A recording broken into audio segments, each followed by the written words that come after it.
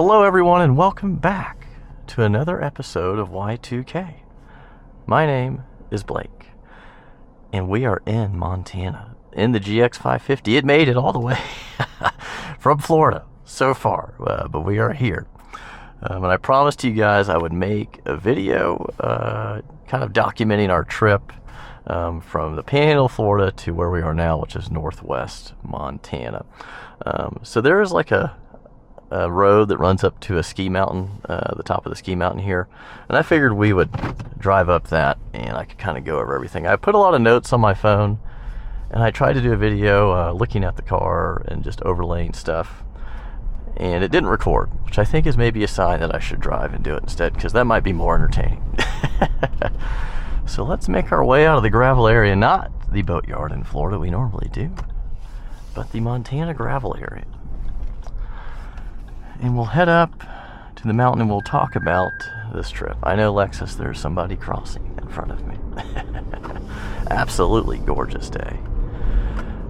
81 degrees, not any humidity in sight, which is why we come here in the summer, to escape the Florida humidity. There is a music festival in town and there are a lot of people, but they should all be there by now. So let's talk about this thing. It was a 2,500 mile journey from Panhandle, Florida to northwest Montana. We did it in 4 days. We stopped in Dallas, Denver, Jackson Hole, which is one of my favorite places in the world, myself and my wife's, and then we made it up to Montana on the 4th day. Had an amazing time, and a lot of that is thanks to this car. So brief highlights, like I said, about 2,500 miles. The gas mileage average was about 17.9. That was a lot of highway with a little bit of city, kind of just going through smaller towns and stuff. So about what I thought it would do, the 21 miles per gallon advertised is not going to happen unless you're on a flat road, maybe doing 60 miles an hour. It's just not feasible. So not great. Like I said, tank's about a little over 21 gallons, same as I think my Land Cruiser is just a little bit bigger. So, you know, the range about 315 once it finally recalculated everything, which was much better than 280, but you know, still it would be nice to have a bigger tank like 400, especially if you're overlanding, because you're in a remote area. I've never done it before, but you know, I see it on YouTube. You're in a remote area and you need a lot more range than that probably. So 400 or 500 would be great. I'm sure that someone will sell an auxiliary fuel tank of some sort soon if it's not already on sale now, because they do that for the Land Cruiser 200 series that I daily drive back in Florida. So let's go over the likes of this thing as we're wrapping around this bend. Wish I had a Porsche right now. So the likes were, the auto steer was really, really nice. Held the lane great. Even on some bends, it did pretty good, and we'll talk about some of that on the dislikes, but overall about 90% of the time it worked really, really well, and it just helped with my driver fatigue significantly. And the LC200, I'm exhausted by the time we get done with a 10 or 11 hour day, especially at the end of this trip, and that simply was not the case with this Lexus GX550. The torque and passing power are far, far superior to any Land Cruiser or 4Runner you've ever driven. If you're in a Tundra, you know what I'm talking about, because you have the hybrid, which is even more powerful, but it was just so far superior. And when you go to pass somebody, you just know you can do it. And the altitude, the turbos work so much better than a naturally aspirated engine. Even on 91, it feels strong. You barely have to give it 20 or 30% to get around people, but if you do floor it, it's pretty fast, honestly. It feels like an X5, like a 6-cylinder X5, really, is what kind of the power level feels like to me. Cargo space, plenty of cargo space. So that was not an issue. We had a couple carry-on size bags, some duffel bags, and some backpacks and dog gear. The back seats for the dog, fantastic. We got some new dog beds off Amazon, strapped them in, and they really enjoyed it. No complaints from the 3 Corgis. So plenty of room in the back for them, and great cargo space for the luggage. The seat massagers are fantastic. Good job, Japan, on the seat massagers. You guys really know how to do it. You got a Toto toilet, which is fantastic, and the seat massagers are like if Toto toilet made a seat massager, this is what it feels like. Got in many different modes, and it really does help just kind of keep your back and your legs feeling fresh on the trip. The seats themselves are very comfortable. They're very comfortable. So they felt less comfortable when we first bought it, but on this trip, like, they've been really good. I think they're actually better than Land Cruiser. Before I said I thought Land Cruiser was superior, the 200 series. So that was fantastic. They're really soft and just very comfy. So no complaints there. The CarPlay stayed connected, and it was excellent for the road trip. I'm used to having my cell phone kind of right where that is in the Land Cruiser, and I kind of wedge it between the shifter and the wireless charger cover, and did not have to do that. And everything was right here, and it told us about traffic, and it told us where the speed checks were, and that was something I haven't had in a long time, since I had some newer trucks back in the day. Sorry, my ears are popping because we're going up to about 6,500 feet from 3,000. So yeah, that was a lot of likes. The body roll, one of the biggest things, it doesn't have a lot of it at high speeds. At low speeds it does, but at high speeds, I don't know if it's the like the stabilizer for the EKDSS, if that changes at higher speeds, but the steering gets tighter, and it handles almost like a BMW X5 at high speeds. And that is the biggest compliment I could probably pay this thing, is I don't feel like I'm going to roll over when I take a highway turn, bend, or something like that, like I do in the Land Cruiser. And the brakes, oh my god, the brakes on this are so much better than my Land Cruiser, and they're far better than the 4Runner. But the Land Cruiser, to me, just has horrible brakes, and this thing just stops. It stops like an X5. So that is a really awesome thing. It's just the brakes. I feel like I can stop, and that's something that's important to me, is being able to stop and not hit something. So that was really great. All right, it's dislike time, and we're heading down the mountain in manual mode, because I don't want to use my brakes if I don't have to. I'm going to have to, but just not as much with downshifting, leaving it in higher gear. Paddle shifters, you know, the older Toyotas don't have those. It's nice when you're on this mountain right here. They're decently responsive. So dislikes, gas mileage, 17.9 average, not amazing. Tank size, like I said, not that big. So that's, you know, high up on the dislike list. Having to use premium, yeah, that does kind of suck, but on 91 it seems to run just as good as 93 almost, from what I can tell. Well, that guy's just covered in dust right there. There's Escalade. The autopilot, or lane keep assist, I don't call it autopilot, but on the bigger bends and stuff, you do have to kind of take over. It'll kind of chase lanes too, like if a lane drops off right here, over here for a turn lane on like a 2-lane road when you're on the interstate, it'll kind of chase that. The nice thing is you can take it over and kind of correct it without kicking it off, which is nice because you're not constantly re-engaging it, pressing this button. So that was the negative though, is it's not like a true autopilot. It's just an assist, and that is a really good name for it, because it's really assisting you, but you're still kind of taking over in the turns. And a lot of times in the mountains you have to just turn it off, because it's just chasing too much. Like it could not do this probably, and if it did, it would kind of like chase the turn, and it would like turn and then go straight, turn and go straight, turn and go straight, like someone who's never driven a car before.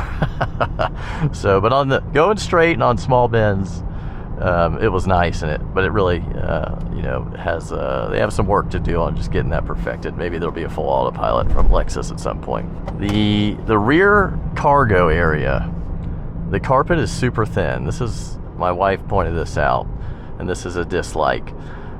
It already has kind of torn the carpet where we had the suitcases, and on the back of the seats, the wheels on the suitcase have kind of already dented the carpet, which we've never seen a cargo area like after the first use kind of look like it's been worn out.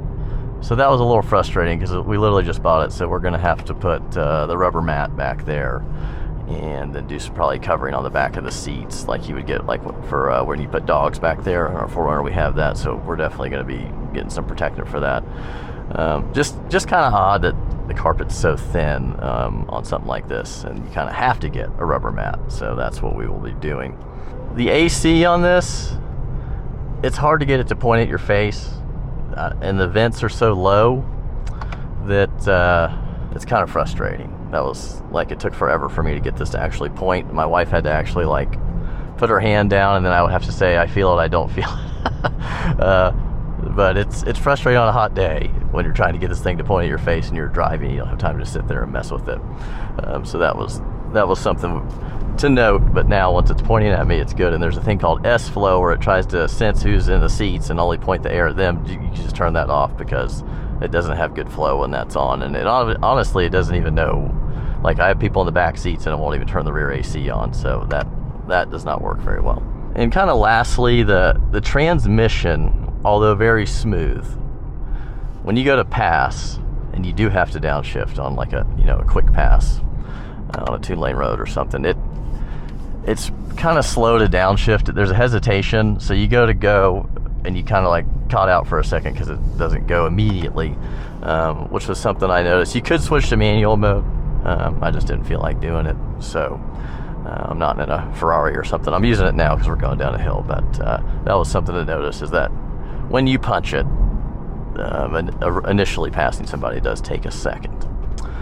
But overall, I really like this GX550 a lot more after the road trip.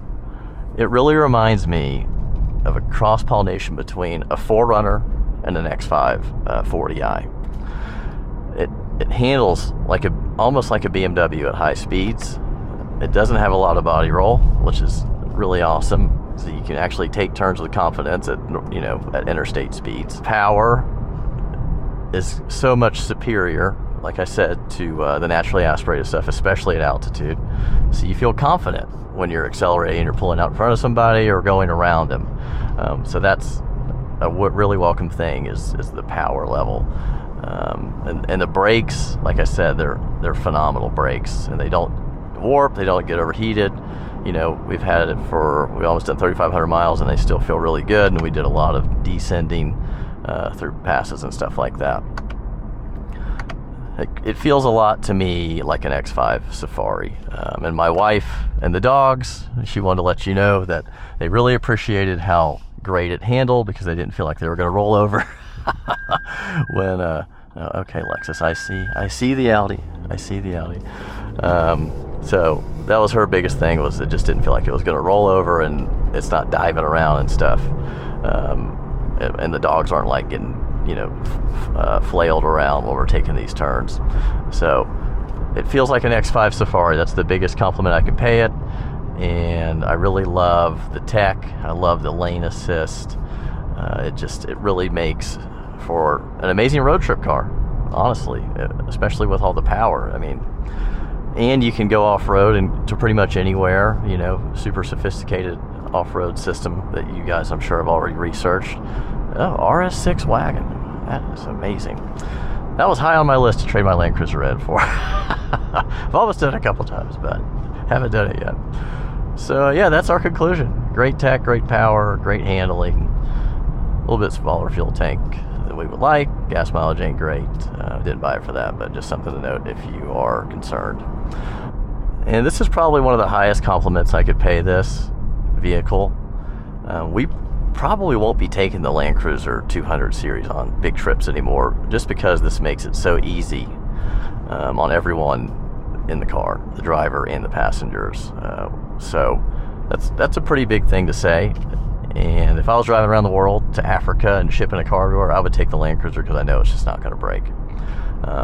But for cross-country stuff, this is the better thing to take on cross-country trips. If you don't want the car to drive itself, or assist itself to drive, then that's probably not a big deal to you. But for me, and just being tired and my back, like I have to go to a chiropractor when I get here. That's how bad my back gets from holding that wheel, because it's so heavy in the Cruiser.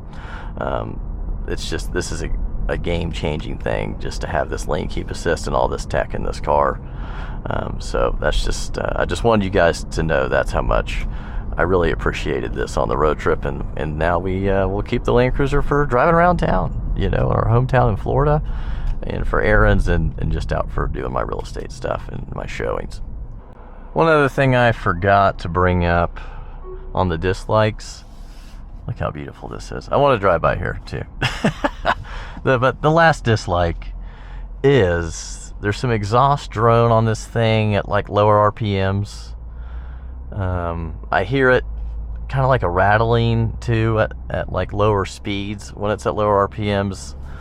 I didn't notice it with the luggage, but now that it's out, my wife's already been telling me about it too. Like, it's just something that I think is maybe loose in the back, so we're gonna have to maybe get that checked out.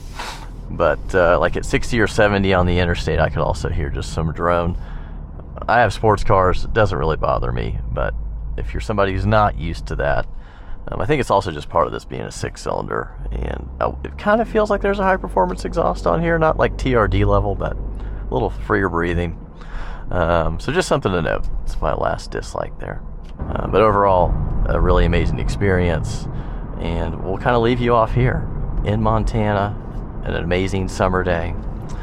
And if you like what you saw, subscribe, like, so YouTube can share this to the world.